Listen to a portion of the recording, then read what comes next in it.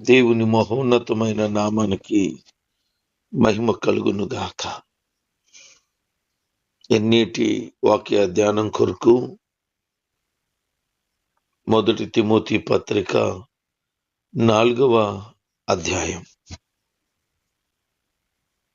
చివరి దినాల్లో అనగా ప్రభు రాకడ దినాల్లో పరిస్థితులు ఎలా ఉండబోతున్నాయో, క్రైస్తవ సంఘాల్లో విశ్వాసులు ఎట్లా ఉండబోతున్నారో దేవుని యొక్క ఆత్మ ద్వారా బయలుపరచబడి అపోస్తలుడైన పౌలు ఈ మాటలు రాశారు.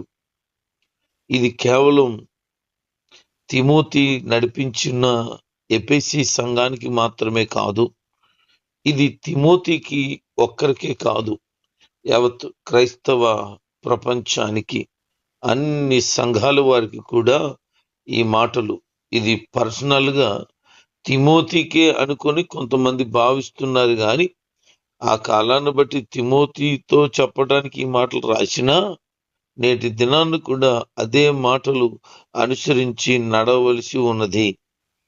ఇది సజీవమైన దేవుని వాక్యం. దేవుని ఆత్మ విశ్వాస సత్యాల నుంచి తొలగిపోయి మోసపుచ్చే ఆత్మలు, దయ్యపు ఆత్మలు నేర్పే సిద్ధాంతాలను ప్రజలు లక్ష్య పెడతారని ముందుగానే తెలియచేశాడు. వేషధారణ కలిగి ఇతరులను మోసం చేసే ఆత్మ కలిగిన వారుగా, అదే దయ్యములు బోధించేవారుగా కొంతమంది ఉంటారు. వాళ్ళు ఏం చేస్తారు అంటే ప్రజలను పాడు చేస్తారు. వారు ఎలాంటి వారు? కపట మనసు కలిగిన వారై ఉండి అబద్ధాలు చెప్తూ వాత వేయబడినటువంటి మనస్సాక్షి కలిగి ఉంటారట. వాళ్ళు మాట్లాడేది అబద్ధాలే. వారి మనస్సాక్షి మంచి చెడని చెప్పదు. ఇంకా పూర్తిగా అలాంటి విషయాల్లో మునిగిపోయి ఉంటారు. వాళ్ళ బోధ ఎలాంటిది అంట? వివాహం చేసుకోకూడదు, క్రైస్తవులు వివాహం చేసుకోకూడదని బోధ చేస్తారట. వాస్తవానికి ఆదాము అవ్వలను దేవుడే చేశాడు. లేకపోతే ఆదామును ఒక్కరినే ఉంచేస్తే ఈ ప్రపంచం ఇలా ఉండకూడదు కదా. మరి ఎందుకు దేవుడు ఇలా కలుగు చేశాడు?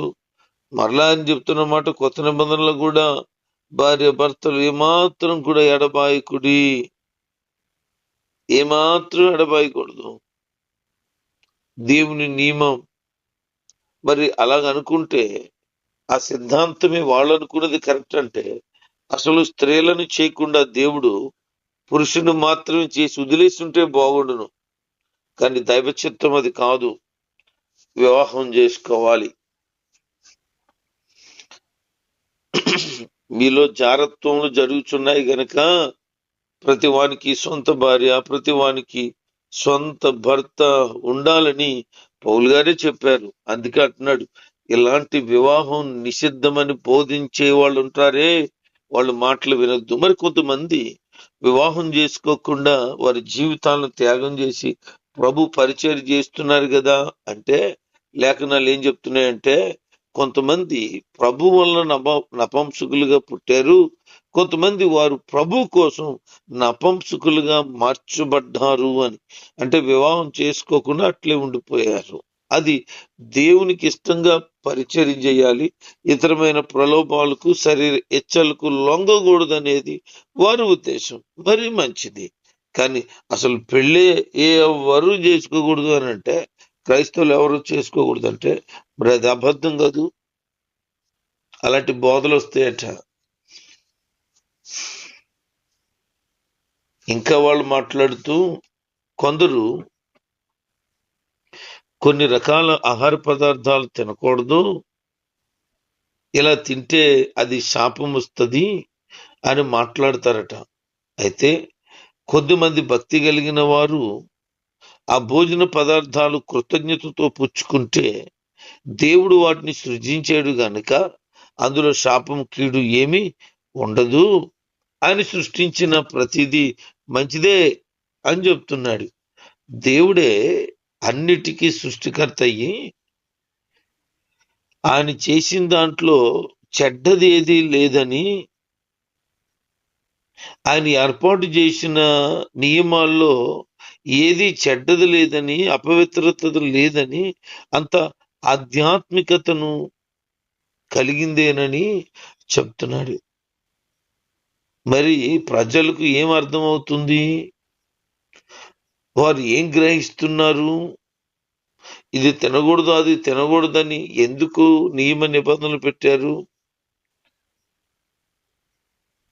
ఆ ప్రాంతాన్ని బట్టి, వారు కలిగిన కులాన్ని బట్టి, వారు అనుసరిస్తున్న కొద్దిమంది దేవతలు దేవుళ్ళను బట్టి, లేకపోతే వారు కుటుంబ లేకపోతే వంశపరంగా ఉన్న ఓ పద్ధతులను బట్టి, ఏవో కొన్ని కారణాలను బట్టి తినొద్దు అంటుంటారు. అసలు ఎదుటి వ్యక్తికి అభ్యంతరకరం కాకపోతే తినమని చెప్తుంటే, అసలు కొన్ని ఆహార పదార్థాలు తినకూడదు అని మాట్లాడితే దేవుని వాక్యానికి విరుద్ధమే కదా. ఆయన సెలవిచ్చిన మాటను వ్యతిరేకిస్తున్నారు కదా. దైవ వాక్కును వారు తృణీకరిస్తున్నారు కదా. దేవుని లేఖనాలు అర్థం కాక అంతే. అందుకే అంటున్నాడు ఆయన, ప్రార్థన వలన అపవిత్రత అంతా తొలగిపోతుంది.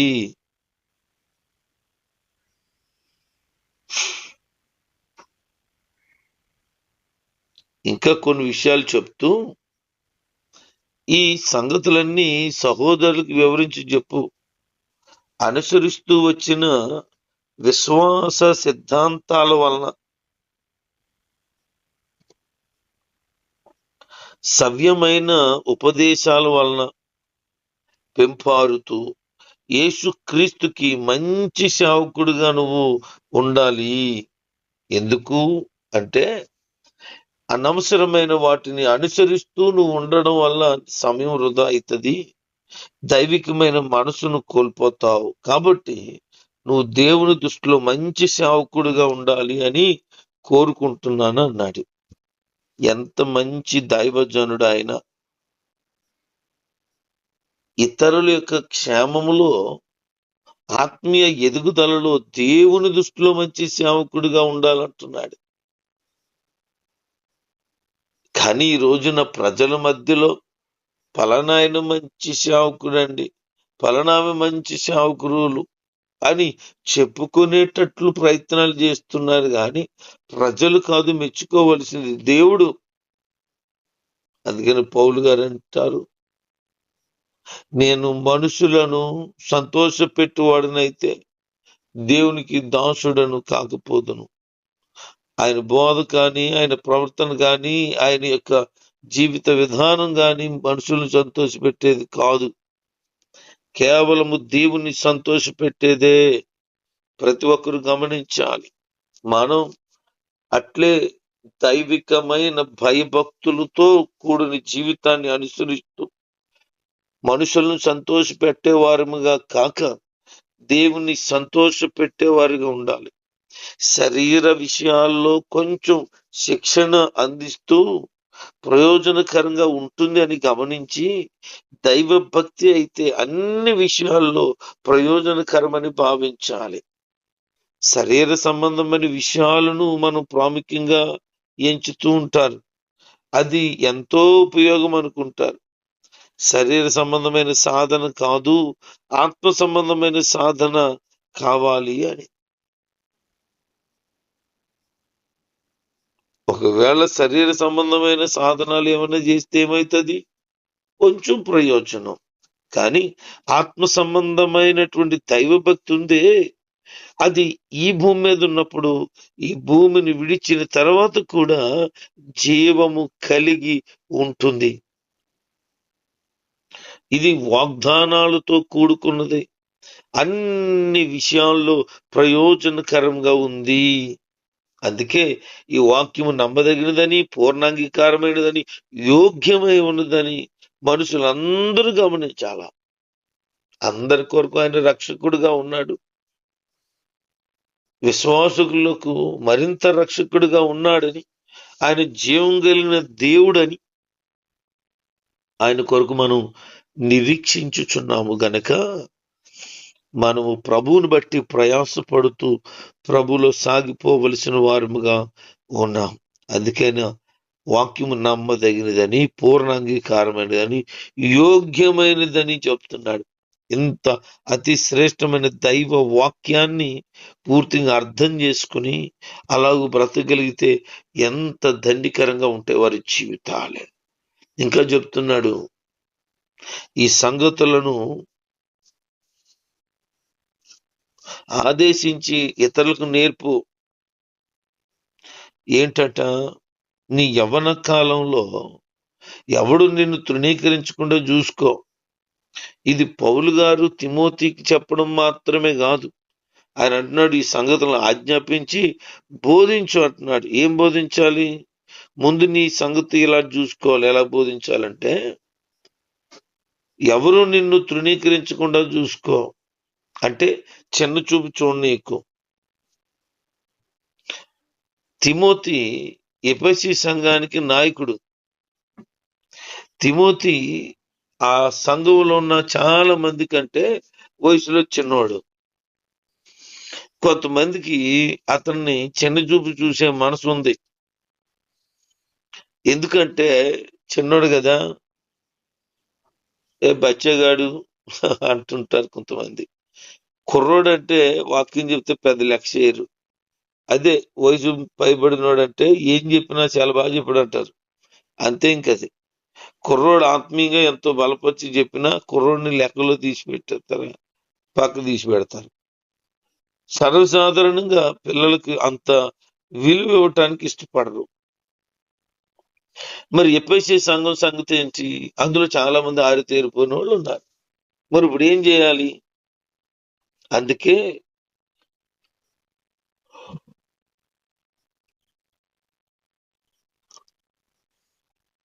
కొద్దిమందికి చిన్న చూపు చూసే ఆలోచనలు ఉన్నాయి, అలాంటి స్వభావంతో ఉన్నారు. కాబట్టి నువ్వేం చేస్తావనంటే, నీవు వారికి బోధించే బోధ అధికారంతో ఉండాల. దేవుడు మాట్లాడుతున్నాడు అని వారు గ్రహించాల. అప్పుడు నేను ఎవరు చనుచూపు చూడరన్నారు.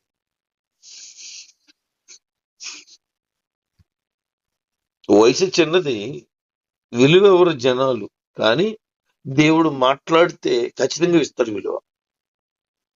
ఇది జ్ఞాపకం చేసుకోమని చెప్తున్నాడు.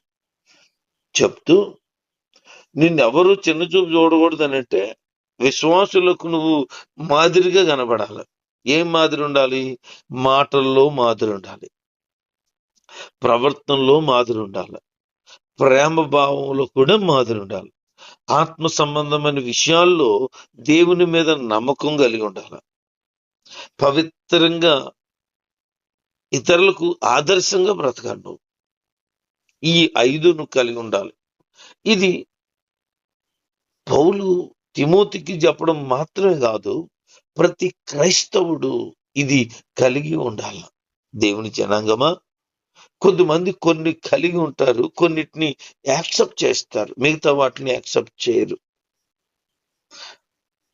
మాటలు కొంతమందికి బాగుంటాయి, ప్రవర్తన బాగోదు, ఇతరుల పట్ల ప్రేమ బాగోదు, విశ్వాసం ఉండదు, పవిత్రమైన జీవితం అసలు ఉండదు.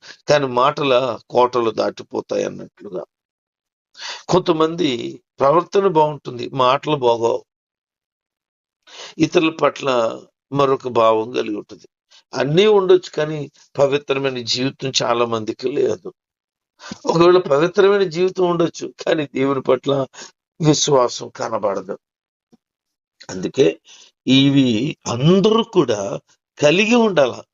అన్ని విషయాల్లో ఇవి కలిగి ఉండినట్లుగా సాధకం ప్రయత్నము చేయాలి అని అంటాడు. నేను వచ్చే వరకు కూడా నువ్వు దేవుని వాక్యాన్ని చదువు, ఇతరులకి వినిపించు, ప్రోత్సాహపరచడంలో, ఉపదేశించడంలో శ్రద్ధ కలిగి ఉండు. అంతే తప్ప నిరాశ కలిగిన వ్యక్తిగా ఉండకు. ఇదిగో అంటే పెద్దలు నీ మీద చేతులుంచారే, చేతులుంచినప్పుడు నీవు కొన్ని దైవికమైన వరాలను కలిగి ఉన్నావు. ఎఫెసీ సంఘంలో సేవ కోసం సంఘ పెద్దలందరూ కలిసి తిమోతిని నియమించినప్పుడు జరిగిన సంగతి ఇది. అపోస్తల కార్యములు 13వ అధ్యాయం 3వ వచనంలో మాట ఉంటది. పెద్దలు ఎవరు చేతులుంచకపోయినా దేవుడు తన సేవకులను ఆధ్యాత్మికమైన సామర్థ్యాలు అనుగ్రహించి వాడుకోగలడు. కానీ ఈ విధంగా చేతులుంచడం వల్ల దేవుని విశ్వాసులకు మధ్య ప్రత్యేకమైన పని కోసం ఐక్యత, ఏకభావం ఉన్నాయని చూపిస్తున్నాయి. ఈ మాటలు గ్రహించాలి. పెద్దలు హస్త నిక్షేపణము చేయడం వల్ల నీకు కలిగిన వరాలను కూడా నిర్లక్ష్యం చేయొద్దు. దైవజనుడు చేతులుంచినప్పుడు, పెద్దలు చేతులుంచినప్పుడు వరాలు కలుగుతాయి. ఆ కలిగిన వరాలను నిర్లక్ష్యం చేయకూడదు.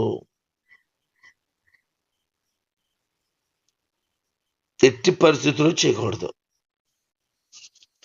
ఈ విషయాల మీద మనసుంచి వాటిని అభ్యాసం చేయి.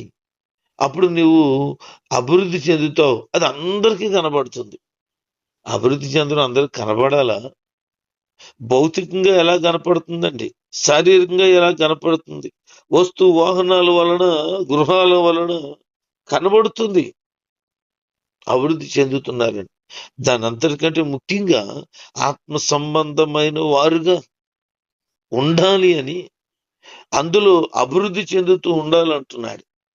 యోహాను భక్తుడు కూడా అదే చెప్తున్నాడు, ప్రియుడాని ఆత్మ వర్ధిల్లుచున్న ప్రకారం అని. అంటే వర్ధిల్లవలసింది ఏంటి? శారీరకంగానో, ఆర్థికంగానో, మానసికంగానో కాదు, ఆత్మీయంగా వర్ధిల్లాలి.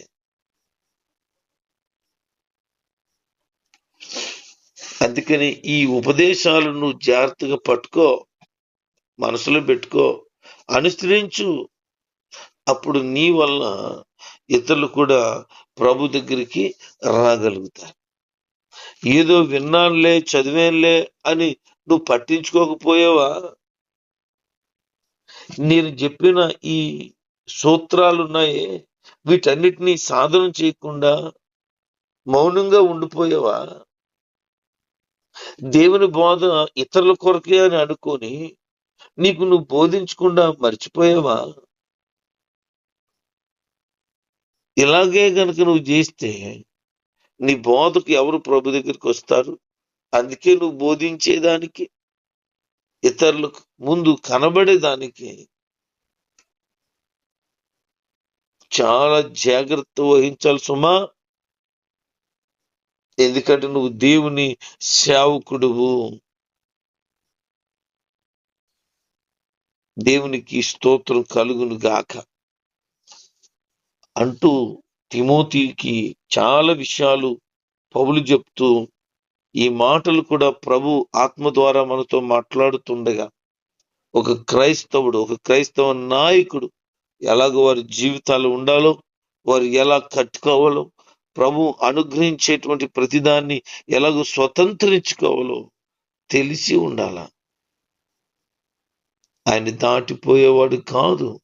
ఖచ్చితంగా నీ పట్ల బలమైన కార్యాన్ని జరిగిస్తాడు. దేవుడి మాటలు మనం వినికిట్టిన దీవించి మనందరిని ఆత్మ సంబంధంగా ఫలింప చేయునుగాక. ఆమేన్.